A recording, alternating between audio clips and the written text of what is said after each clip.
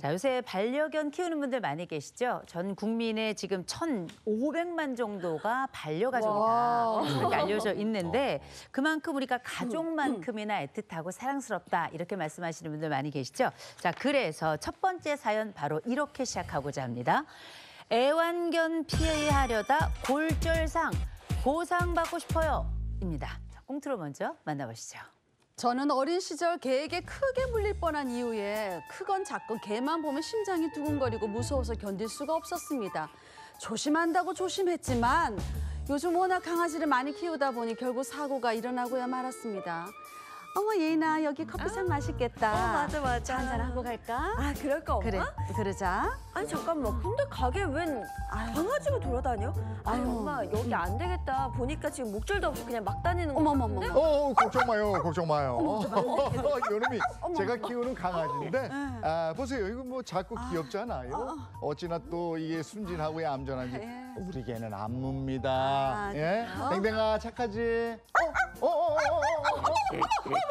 이쪽으로 오지 마! 아니, 이 녀석이 오늘따라 왜 이러지? 괜찮으세요? 아유, 내 꼬리뼈, 내 발목. 아유, 강아지가 사람 잡네, 아이고. 그렇게 강아지가 달려오는 것에 놀란 저는 넘어지고 말았습니다. 문제는 꼬리뼈를 다쳐서 전치 8주에 달하는 큰 부상을 입고 말았습니다. 아니, 사장님. 이거 보세요, 이거 어떡하실 거예요? 저희 엄마 지금 병원에 입원해서 꼼짝도 못하고 있다고요. 아니, 사장님네 강아지 때문에 다친 거니까 당장 보상해주세요, 당장. 아니, 보상을 아니, 이게 따지고 보면은 우리 강아지는 닿지도 않았잖아요. 손님이 지레짐작으로 겁먹고 넘어졌는데 이거를 개 탓을 하시고 그러면 이걸 어떻게 하시라는 건지. 뭐라고요? 아니, 목줄도 없이 강아지를 풀어놓은 사장님이 잘못하신 거죠. 요즘 목줄 없이는 산책도 못하는 게 그게 패티캣인 거 몰라요? 혼자 넘어졌으니 문제없다는 황당한 개주인. 직접적인 충돌이 없었더라도 달려드는 강아지를 피하려다 일어난 사고인데 정말 개주인은 아무런 책임이 없는 건가요? 이런 경우 있어. 반려견 키우는 분들이 많이 네. 생기면서 이런 맞아. 문제들도 또 덩달아 발생을 하게 되는데 어떻게 된 일인지 자세히 설명 좀 해주세요. 네, 이게 서울에서 발생한 일인데 네. 양봉원을 운영하고 있던 이 A 씨가 2마리의 개를 키우고 있었습니다. 한 마리는 골든 리트리버, 순한 개고 또 큰 개죠.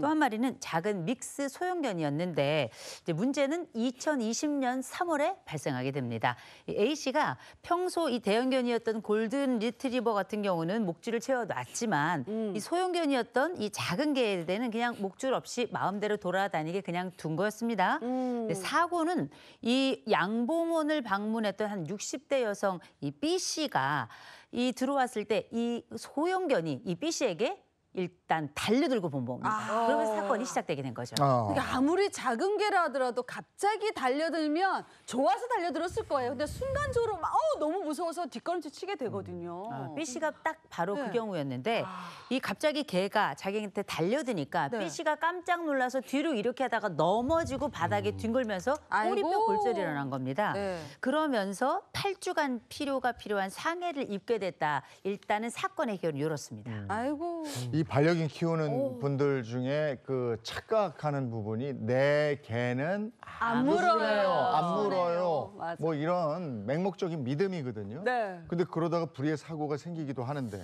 실제로 이런 사건들이 왕왕 있습니까? 네, 최근 몇 년 사이에 정말 많이 발생하고 있습니다. 이 반려견과 관련해서 가장 흔히 이제 발생하는 소송의 유형 중 하나가 바로 이 사연과 같은 이 개 물림, 그리고 개 짖음 때문에 발생한 사고라고 합니다. 이 소방청 통계에 따르면요, 개 물림 사고가 매년 2,000건 넘게 발생을 하고 있는데요. 이를 하루 평균으로 따져보니 약 6명꼴로 하루에 6명꼴로 개 물림 사고가 발생한다는 겁니다. 그래요? 아니, 네. 하루 평균 6명이면 이거 정말 심각한데요. 심각하네. 왜 이런 일이 계속해서 반복되는 걸까요? 여러 가지 이유가 있겠지만 아까 말씀하신 바로 그 맹목적인 믿음. 우리 개는 안 물어요. 그래. 우리 개 나한테만 예쁘고 나한테만 순종하고 말 잘 들을 수 있어요. 이 개들이라는 것은 언제 어디서 어떻게 자극을 받아서 어떤 방식으로 반응을 할지 우리가 예상을 할 수가 잘 없습니다. 모르죠. 그래서 견주가 충분히 관리를 해야 되는데 이런 맹목적인 믿음 때문에 관리 부실로 인해서 사고가 발생하는 경우가 경우가 굉장히 많습니다. 외출할 때 목줄 그리고 입막에 착용을 해줘야 되는데 이런 것들 제대로 착용하거나 관리하지 않아서 사고들 발생하는 사례가 굉장히 많은데요. 사고 자체를 예상하기가 어렵기 때문에 사고를 예방하기도 어렵다는 그런 문제점도 있습니다. 그리고 또 하나 실질적인 처벌 수위가 높지가 않아요. 동물보호법상 사람을 문 개의 주인에게요. 최대 3년 이하의 징역이나 3천만 원 이하의 벌금형을 부과할 수가 있는데 이거는 피해자가 사망에 이르는 굉장히 중한 사건이 발생했을 경우에 한해서 그렇다는 거고요. 그리고 그마저도 목줄 착용이라든가 맹경 같은 경우는 입마개를 해야 하는데 목줄도 착용하지 않았다거나 입마개를 하지 않은 경우에 이 죄를 물을 수가 있는 거거든요. 그러다 보니까 가해자에 대한 그러니까 가해 견주에 대한 처벌 수위가 상당히 낮다는 것도 원인 중에 하나로 지적이 되고 있습니다. 요즘 날 좋아서 공원에 나가보면 개들 되게 많이 데리고 나오거든요. 이게 목줄하고 입마개, 특히 큰 맹경 같은 경우는 입마개 하는 게 기본인데 안 하는 경우가 종종 있어요, 보면. 네, 이거 안 되는 겁니다. 그 현행 동물보호법에 따르면요, 일단은 맹견이 아니라고 하더라도 네. 이 원령이 3개월 이상 되는 경우에는 외출할 때 반드시 이 2m 이하의 목줄이나 가슴줄을 착용을 하셔야 됩니다.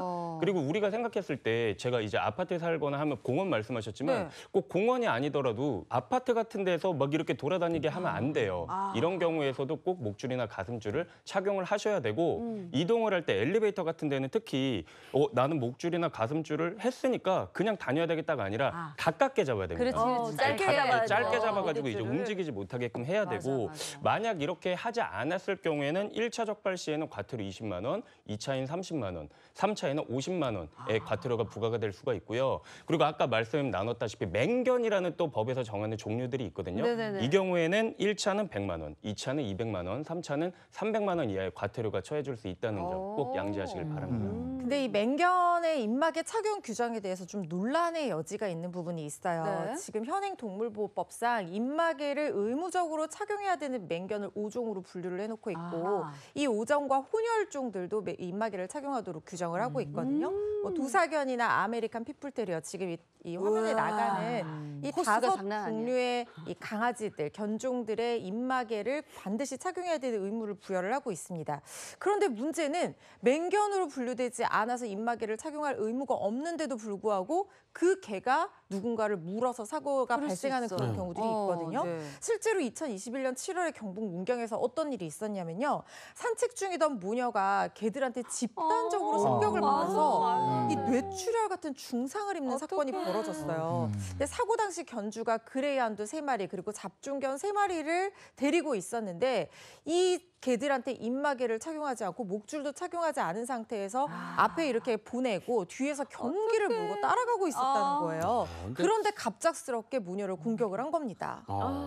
그레이하운드 정도면은 그죠? 꽤 큰 거 아니에요? 그죠. 그죠. 사냥개 아니에요, 사냥개? 어. 이 정도면은 맹견이라고 봐야 될 것 같은데. 맞아요. 그런데 사실 법률상으로는 맹견으로 분류가 되는 견종에 포함되지는 않는다는 거예요. 그레이하운드들이 몸집도 상당히 체구도 높은 편이고 민첩한 편이어서 사실상 개를 무서워하는 사람들이나 흥분했을 때는 좀 위협이 될 그런 가능성도 있는데 의무적으로 입마개를 하는 대상이 아니다 보니까 입마개를 착용을 하지를 않았던 겁니다. 이 사건으로 인해서 법적으로 맹견으로 등록되지 않은 견종이라고 하더라도 목줄은 당연한 것이고요. 입마개 착용 여부에 대해서 의무화해야 되는 것이 아니냐 이런 목소리들이 나오기 시작했어요. 그래서 입마개 착용 규정에 대한 논의의 여지가 아직까지 남아있는 상황입니다. 아니 제가 저희 아파트 단지에서 정말 요만한 말티즈한테 물렸었거든요. 근데 몇 달 뒤에 이제 동네를 다니다가 봤는데 저를 한번 물었던 강아지인데도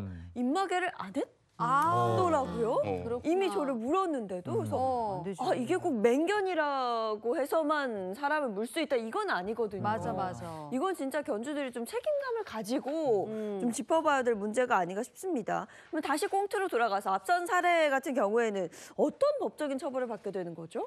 일단 실제 해당 사례의 경우에는 이 과실치상의 혐의로 300만 원의 벌금형을 받았습니다. 우리가 맹견 얘기가 나와서 제가 드리고 싶은 말씀이 뭐냐면 이 맹견의 종류를 이제 5종으로 정해놨는데 그러면 이 5종 이외의 개들은 그럼 위험하지 않다라는 것인가? 아니죠. 이런 생각이 좀 들었어요. 그 법문에 보면은 이 5종 지정된 종류 내지 그 잡종이라고 되어 있어요. 네. 그러면 만약에 저기 저 위에 뭐 고조 할머니 정도의 뭐 도사견에 피가 한 방울 섞인 개와 정말 커다란 뭐 그레이하운드 막 이런 개가 어떻게 그러면 이거는 지정이 안 돼 있기 때문에 전혀 위험하지 않다? 이건 좀 저는 이해는 안 되더라고요. 그래서 좀 이건 법률 개정이 필요한 게 아닌가 이런 생각이 들었고 보통 이런 개물림 사고 같은 경우에 과실치상죄가 적용이 됩니다. 우리가 이 양봉원 같은 경우에 사유지이긴 하지만 사람들이 막 흔하게 들어다닐 수 있는 그런 장소였단 말이에요. 그러면 주의 의무가 있다고 보는 거예요. 내가 키우는 개면 내 개가 사람들을 해치지 않게 해야 할 어떤 주의 의무가 있는데 이를 위반해서 이러한 사고가 났고 인과관계까지 인정이 된다고 보아서 이 경우에는 300만 원 이하의 벌금형에 처해지게 되었습니다. 그런데 저는 이 사례를 보고 좀 한 가지 의문이 들었던 게 과실치상죄는 이 벌금 500만 원 이하형으로 규정이 되어 있거든요. 그런데 동물보호법상 개가 사람을 물어서 다치게 해서 상해에 이르게 했다. 이러면 2년 이하의 징역 또는 2천만 원 이하의 벌금형으로 규정이 되어 있습니다. 그런데 이 사례에서 왜 동물보호법상 처벌 규정이 적용이 되지 않았을까? 이게 좀 의문이어서 제가 판례를 한번 찾아봤어요. 찾아봤더니 이 사건 같은 경우에는 개가 목줄에 묶여있게 있었어요. 와이어 로프로 목줄에 한쪽 거리가 걸려있는 상태에서 묶여있기는 했는데 양봉원 그 사무소 입구에서 피해자가 있는 곳까지 굉장히 길었는데 목줄이 엄청나게 길었던 거예요. 그래서 피해자가 이 왔다 갔다 하는 동안 개가 그 피해자를 따라서 자유롭게 움직일 수 있을 정도로 묶여있지만 사실상 목줄의 효과를 전혀 발생시키지 못하는 그런 상태에서 묶여 있었던 거예요. 그런데 동물보호법상 이 처벌 요건 자체가 뭐냐면 목줄 미착용입니다. 그런데 이거는 목줄이 착용한 상태였잖아요. 그래서 상대적으로 처벌 수위가 낮은 형법상 과실치상죄로 처벌이 됐던 것 같더라고요. 아까 강 변호사님 말씀하신 것처럼 이 자기가 가지고 있는 물건, 이 법률상 개는 아직까지 물건의 지위로 보거든요. 물건의 관리 소홀로 사람을 다치게 이르는 과실의 책임을 물어서 이렇게 과실치상죄로 벌금형이 선고가 됐는데 그렇기 때문에 목줄의 길이를 2m 이내로 제한하는 것. 이 부분을 꼭 지켜주셔야 됩니다. 근데 사고라는 것이 이제 갑작스럽게 일어나기도 하는데 근데 이렇게 직접적으로 접촉이 없이 걔가 워 짖었는데 놀래서 이렇게 해서 다쳤어요. 근데 이걸 어떻게 처벌할 수 있나요? 이 부주의 여부에 따라서 달라질 수가 있어요. 이 개물림 사고에서 견주를 처벌하는 기준으로 가장 중요한 게 말씀드린 그 부주의입니다. 내가 주의를 기울였다면 충분히 주의를 기울였다면 이런 사고가 발생하지 않았을 것이라는 이제 부분인데 이 부주의에 따라서 처벌의 수위도 함께 달라지게 됩니다. 만약에 이 견주의 관리상 잘못이 크다면 엄벌을 받을 가능성도 같이 높아지는 것인데요. 견주의 과실 정도가 물론 가볍다면 그렇게 큰 처벌은 받지 않을 수도 있게 되겠죠. 특히 이런 경우가 있을 수 있어요. 아까 말씀하신 것처럼 분명히 내가 어떤 그런 부주의에 의해서 상대방한테 내 개가 피해를 입혔다라는 걸 알고 있어요. 그러면 다음부터는 그러지 말아야 될 거예요. 주의해야지. 네, 근데 또 그런 거예요. 이런 것 역시 이 사람은 정말 주의를 충분히 기울이지 않았구나라는 충분한 기준이 될 수가 있기 때문에 동종 범행을 계속해서 반복해서 뭐 일으키게 한 경우 이런 경우에는 더 처벌의 수위가 늘어날 수 있다는 점 기억해 주셔야 될 것 같습니다. 그런데 앞선 이 사례 같은 경우에는 전치 8주에 당하는 그 부상을 입은 거거든요. 부상이. 치료비도 있을 것이고 손해배상 청구 이건 어떻게 진행해야 되는 거죠? 이거는 원칙적으로 가해 견주가 책임을 져야 되는 부분입니다. 물론 이게 법적인 어떤 다툼으로 가기 전에 합의를 통해서 원만하게 해결을 하면 서로에게 굉장히 좋지만 이게 합의로 해결되지 않는 경우에는 결국에 민사소송을 통해서 이 책임을 물어야 되는 절차를 거쳐야 돼요. 우리 민법에 보면은 동물의 점유자는 동물이 다른 사람에게 가한 손해를 배상해야 된다 이렇게 규정을 하는 내용이 있기 때문에 견주한테 치료비, 회복비 포함한 제사상 손해, 그다음에 정신적인 어떤 손해에 대한 위자료 이런 것들을 배상해줘야 될 수 있습니다. 그런데 결국에는 입증이 필요한데 당시 상황을 입증할 수 있는 CCTV나 주위의 목격자들에 대한 진술 그리고 블랙박스 영상 이런 것들이 있다면 증거로 확보를 해서 손해액을 산정한 다음에 청구를 하시는 게 좋을 것 같고요. 그리고 뭐 다친 부분에 있어서는 진단서 같은 것도 입증 자료가 될 수 있는데 다만 피해자도 일부 과실이 있다면 과실 비율에 따라서 이 손해배상액은 일부 제한이 될 여지는 있습니다. 개를 키우는 데 있어서 에티켓 중요하죠. 뭐 입마개 같은 것도 확실히 준비를 하셔야 되는 것 같고 그리고 앞서 말씀드렸습니다. 내 개는 너무 얌전해서 아무도 안 물어요. 이런 확신은 가지고 있는 게 안 좋은 것 같아요. 언제든지 사고 날 수 있으니까